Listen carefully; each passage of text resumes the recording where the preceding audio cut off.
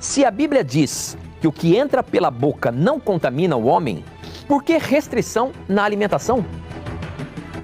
E aí, meu amigo, como você se sai dessa? Temos que entender, minha irmã, o verso no seu contexto, porque um texto fora do contexto é só um pretexto. E se nós não estudarmos a Bíblia contextualmente, corremos o risco de colocarmos na palavra de Deus aquilo que ali não está. O verso que você citou se encontra em Mateus capítulo 15, se encontra também em Marcos capítulo 7, mas eu vou ler aqui para você Mateus capítulo 15, verso 11.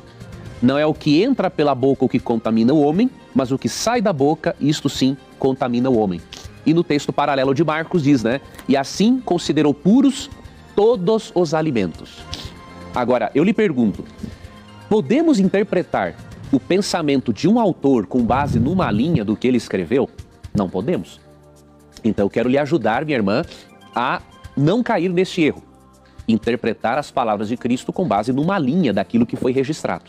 Então, vamos ler aqui no contexto para vermos do que está se referindo. Será que aqui no contexto fala-se de carnes imundas? Vamos fazer uma pergunta para o texto. Bom, Cristo está aqui conversando com quem? Com judeus, né? Ele está conversando com judeus. Judeus e depois se tornariam judeus cristãos. Na mesa de um judeu, tinha carne de porco? Não tinha. Tinham carnes imundas? Não tinha. Então o assunto aqui não são carnes imundas. Vamos ler então a partir do verso 1 do capítulo 15, para vermos do que se trata. Então vieram a Jerusalém, a Jesus, alguns fariseus e escribas, veja, pessoas que não se utilizavam de alimentos imundos. Então não era o assunto tratado aqui. E perguntaram, por que transgridem os teus discípulos a tradição dos anciãos? Pois não lavam as mãos quando comem. Aqui está o assunto em discussão.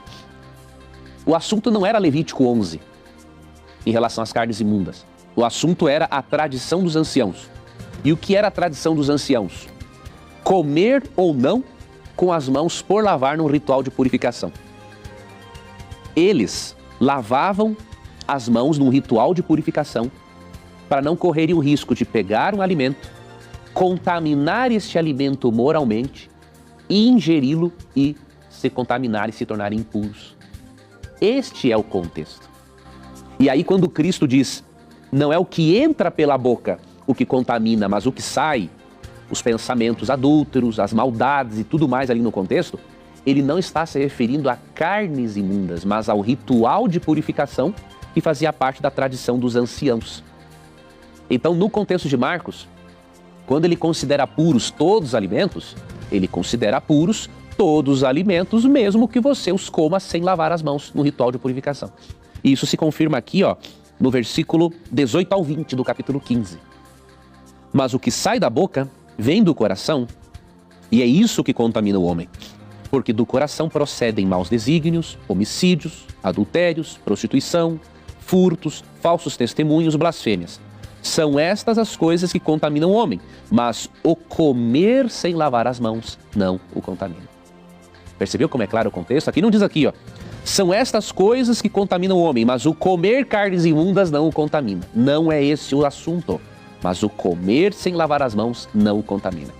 Então, minha irmã, à luz desse contexto, Levítico 11, que proíbe o ingerir carnes imundas, continua em vigor e cuide do seu corpo. Porque, de acordo com 1 Coríntios 6,19, o corpo é o templo do Espírito Santo. E quando ingerimos alimentos imundos, estamos colocando lixo dentro deste templo.